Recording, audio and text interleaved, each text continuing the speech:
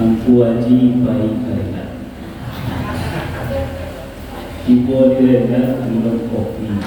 Dia jawab salam dan semangat. Membulan sekalian. Assalamualaikum warahmatullahi wabarakatuh. Waalaikumsalam.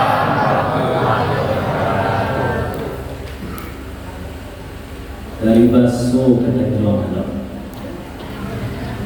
Jalannya rancak bersimpang.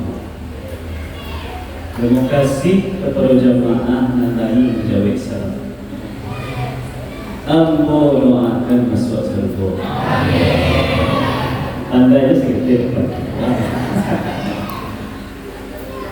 Alhamdulillah. Alhamdulillahi Rabbil Alamin. Wa bihi nasta'inu ala umuri dunya waddin. Ashhadu an la ilaha illallah wahdahu la sharika lah. وأشهد أن محمدًا عبده ورسوله الذي لا نبي بعده. اللهم صل وسلم على نبينا محمد سيد الأنبياء والمرسلين وعلى آله وأصحابه ومن تبعهم بإحسان إلى يوم الدين. أما بعد. Malam kabaran sebuah Bapak Ibu Ramadan malam kesempatan. Kembali berarti hari Rabu besok. Ya.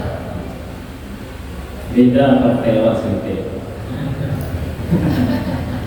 Rabu malam kesempatan berpindah. Tapi doa beda pakai kita Bapak Ibu. Betulnya sama. Yang penting layu sama. Kemungkinan nampaknya tahun ini Ramadan berbeda dan Idul Fitrinya sama insyaAllah. Kita doakan ananda kita tadi yang namanya Raifat dari Pondok Pesantren Madinatul Munawwarah. Ya, Bukit Tinggi. Mudah-mudahan kerajaan ananda awak ini sebagai batu pijakan kelak kelak menjadi jalan yang hebat di masa yang akan. Bapak-bapak dan ibu-ibu dan bagi anak-anak kami yang akan mencatat tema atau judul kajian kita pada malam hari ini, yaitu hikmah kisah Ummu Mihjan. Hikmah kisah Ummu Mihjan. Ummu artinya ibu, berarti hikmah kisah Ibu Mihjan. Di dalam sebuah hadis yang sahih diriwayatkan bahwasanya di masa atau di zaman Nabi sallallahu alaihi wasallam ada seorang perempuan yang berkulit hitam. Perempuan yang hidup dengan kesederhanaan, dia bukan orang kaya, bukan pula pejabat, dan secara rupa pun biasa-biasa saja. Bahkan usianya pun telah mulai lanjut. Maka kerajaan Bapak Ibu sehari-harinya berkhidmat di tengah-tengah masyarakat Madinah, membersihkan masjid.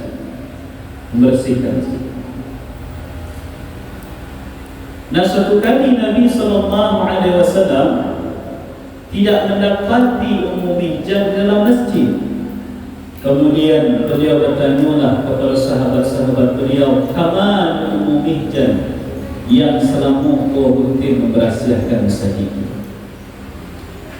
Maka kata sahabat, "Wahai Rasulullah, Ummu Mihjan Allah meninggal tadi malam, dan langsung jenazahnya kami keluarkan."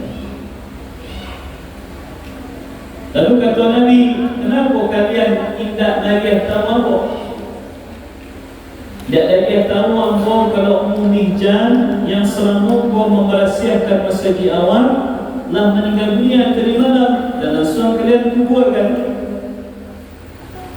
Ya, Seolah-olah kata periwayat hadis itu, sahabat menganggap perempuan go tidak terlalu penting, sehingga kematiannya pun tidak perlu untuk diberitahukan kepada Nabi Sallallahu Alaihi Wasallam. Maka apa yang dilakukan oleh Nabi Sallallahu Alaihi Wasallam, kalau begitu tolong tunjukkan 5 bubuh dari perempuan itu atau umum hijab.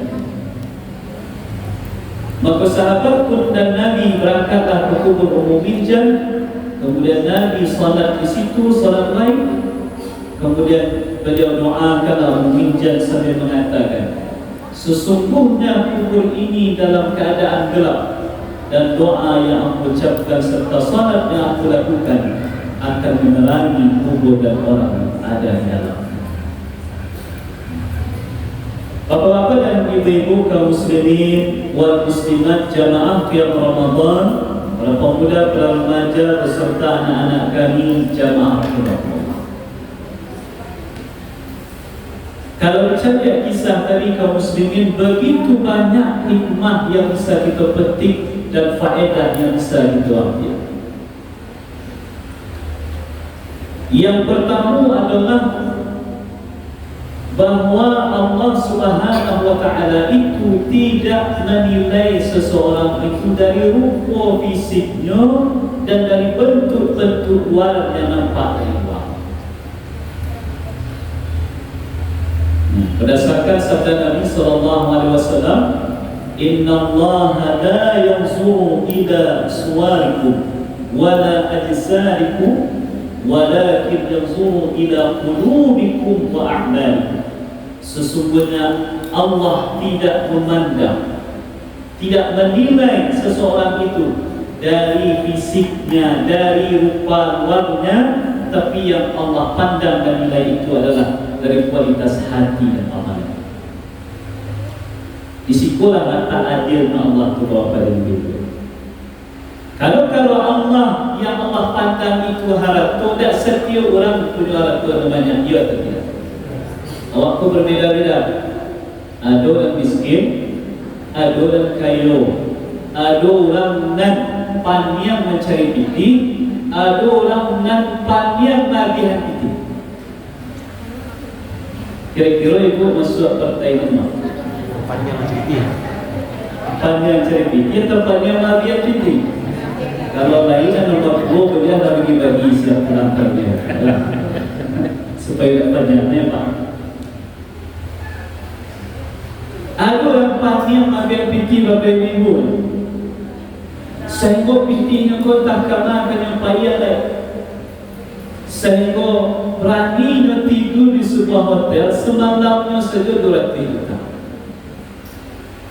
Kalau bapak ibu ditawarkan 2 pilihan, piti 200 juta atau lalu di hotel semalam, mana yang pilih? Mana pilih? Piti ibu, piti 200. Sayangnya menawarkan ada orang kaya. Jadi 3 cerita sebenarnya tinggal cerita.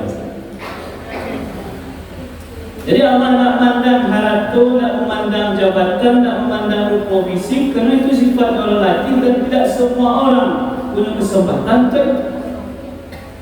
Tapi yang Allah pandang adalah sesuatu yang sadu awak punya potensi untuk memaksimalkannya, yaitu kita punya hati dan punya kesempatan untuk beramal.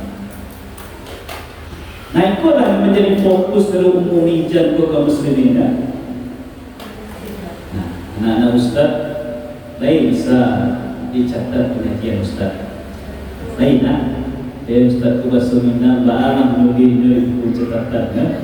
Tak usah buka Google nah. Catat saya yang bisa kalian catat dah nanti tentang kan. Karena kalau bahasa Indonesia kak mula awak. Jadi umumnya perempuan keluarga ini tahu kaum muslimin bukan orang penuh harta, bukan orang kaya, bukan orang rupawan yang dihormati di masyarakat, orang biasa-biasa saja. Dia sadar dengan kekurangannya, tapi itu tidak mematahkan semangatnya untuk mencari peluang-peluang amal dan kebaikan yang dikerajuannya Tafumul masjid dan berawatnya rutin memberasiahkan Masjid Nabawi pada saat itu. Ada sarung membiak membuang, ada kotoran memberasiahkan, dan itu menjadi perhatian dari Nabi SAW. Dari situ kita ambil perlu faedah. Indah ada amalan yang ketek di mata Allah kalau orang mulai ikhlas, dan tidak ada amalan yang gagal di mata Allah kalau orang yang melakukannya dipenuhi dengan ria dan kesombongan. Jadi jangan pernah awak menganggap remeh peluang amal walaupun nampak sederhana di mata awak dan di mata orang. Itu yang dikatakan oleh Nabi. Ittaqun nara walau bisyuqqin tamrah. Jagalah dirimu dari api neraka walaupun dengan berinfak bisyuqqin tamrah, dengan setengah biji kurma. Apa itu bagi kurma sekilo? Sakotak sekilo, 62.000, 65.000 sesuai dengan jenis kurma dan kualitas. Dikaluanlah dimasukkan ke toples yang dia cie, dibagi bo. Dan setengah awak makan, setengah agar kurang. Kira-kira ni nama ibu itu lah. Tapi mohon. Atau ibu pergi ke pasar, ibu beli pisang sesikit. Tadi pisang sesikit. Nah dibawa pisang sesikit tadi pulang, kemudian diambil cie, dipotong dua, dan sebelah untuk awak makan, dan sebelah diagih ke tetangga. Kira-kira ni nama beramal itu tadi. Apa nama? Tapi kecil orang ibu kau pilih mana? Berdasarkan membagi awak setengah pisang. Padahal punya pisang orang. Saya sikit kadang, kau setengah saja. Tapi itu bukan itu yang dimaksud dengan Nabi itu. Yang dimaksud dengan Nabi adalah kalau seandainya kemampuan berinfak sedekah awak itu baru senilai itu, jangan pernah anggap remeh untuk memasukkan harta awak kotak-kotak infak. Dalam ada kini bapak ibu. Dalam ada. Ada di partai perak misalnya masuk. Tapi ya sebenarnya partai perak. Kadang 10 itu banyak tu. Yang 10 kanan 22.000, 10.000, 50.000, yang 10 kida 1.000, 2.000. Mana nak cok kalau? Bisa sih cari di kota infak awak. Mana banyak nampak kedua di situ. Jadi walaupun itu baru kemampuan awak, jangan anggap remeh. Jangan anggap remeh. Kalau bisa jadi, kalau itu diniatkan ikhlas karena Allah, dan itu baru mampu awak, insyaAllah itu cara Allah akan menjaga kita dari api neraka. Kemudian dalam hadis yang lain, tabassumuka ala wajhi akhika sadaqah. Senyummu di hadapan saudaramu itu sedekah. Senyummu. Jangan tunggu duit saya. Orang puasa tunggu duit, hari raya tunggu duit. Tahu tak berapa duit itu sampai itu? Ya, itu adalah penelitiannya. Ketika seseorang itu tersenyum, energi yang dipakai oleh wajahnya tidak sebanyak yang dipakai ketika orang itu mengudut. Maka orang yang nak senyum itu biasanya awet muda. Biasanya seperti itu. Senyum saja sebuah amalan. Bahkan kata Nabi SAW, menyingkirkan gangguan di jalan. Awak berjalan, bawa kendaraan atau jalan kaki, nampak ada batu yang mengelilingi mungkin dari atas turun ke jalan, awak anjaan batu tadi dari tengah jalan supaya tidak membahayakan orang yang menggunakan jalan di belakang awak. Itu pun bahagian dari amalan yang kalau itu ikhlas akan memasukkan kita ke seluruhnya. Begitu banyak peluang amal muslimin. Apa yang membersihkan masjid itu? Nampaknya kok kerja sederhana, tapi tidak sesederhana yang kita fikirkan. ada orang yang berkhidmah di masjid, memberasihakan masjid, berarti setiap orang yang salat di masjid atau musola itu yang akan dapatkan pahalanya masing-masing. Itu adalah orang yang salat pada malam hari ini di surau. Nabi pahala angkaan yang memberasihakan masjid. Kok naik ikhlas. Kemudian kaum muslimin jamaah yang dirahmati dan dimuliakan oleh Allah. Yang kedua adalah menunjukkan bagaimana perhatian Nabi sallallahu alaihi wasallam kepada masyarakat, kepada umat budak. Dan maka beliau menasihati awak kecil Nabi dalam hadis riwayat Imam At-Tabrani, "Man lam yahtammu bi amri muslimin falaysa minhum." Siapa yang tidak punya perhatian terhadap urusan kaum muslimin, maka pada hakikatnya dia bukanlah termasuk dari golongan mereka.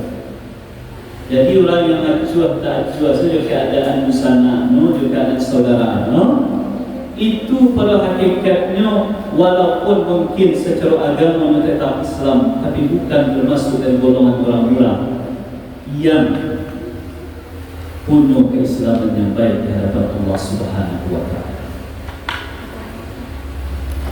Makanya hablum minallah wa hablum minan nas itu mesti menjaga hubungan baik dengan Allah dan menjaga hubungan baik dengan manusia itu mesti sifat. Ada orang kaum muslimin tempang salah satu, tempang salah satu muka sunya Ustaz. Ada orang yang kelihatan zahirnya rancak hubungan dengan Allah, salat tak pernah tinggal, puasa Ramadan tak pernah tinggal, bahkan pergi haji, pergi umrah bagai. Tapi sayang perlu sayang di masyarakat tak berketahuan. Pasal tak ada menyapa, ketika ada kemalangan tak hadir, ketika diundang tak datang, ketika gotong royong tak pernah ikut satu. Itu orang yang secara zahir hubungan dengan Allah baik, tapi hubungan dengan manusia punya masalah di dalam masyarakat. Atau tempang yang kedua, jo kegiatan masyarakat, jo manusia tak tangguh elok. Kalau ada mendengar orang yang meninggal, ada yang pertama tiba di pemakaman dekat Menggeliku. Ketika ada undangan gotong royong, tak pernah tidak hadir terus. Pada sopan. Tapi sembahyang tak. Puasa lain puasa, tapi puasa macam orang puasa balik papan ulang tahun nyongkat. Kedua ada apa namanya kini tahan dua tidak. Jadi tampil makan batu tuai, tapi kalau dicibuk dari bawah nampak sekaki ulang. Saya ada lagi gitu. Saya boleh. Apa nak main apa? Rumah pesantren, jadi hal-hal mulai itu tak nampak. Tapi mungkin bagi bapa ibu dan sehari-harinya di pasar juga baik, mungkin masih ada yang boleh itu dah. Nah, jadi ada orang yang secara sosial itu baik, ramah, dikenal murah, aktif kegiatan sosial. Tapi sayang kalau hubungan dengan Allah itu tidak baik. Salat indah, puasa indah, baju baik tak pernah. Salat raya tak layak. Salat raya tak layak. Lagi kira salat raya tak layak. Memang mau kata tidak. Dia pernah dia sembahyang raya tak layak. Dia mana? Tiap malam sibuk main mercu, sibuk keliling kampung, takbiran lain, tapi suku tak ada bos sembahyang. Nah, itu orang tempang. Nah, kita sebagai kaum muslimin mesti menyumbangkan antara dua hal itu. Menjaga hubungan baik dengan Allah Subhanahu wa taala dan menjaga hubungan baik dengan sesama manusia.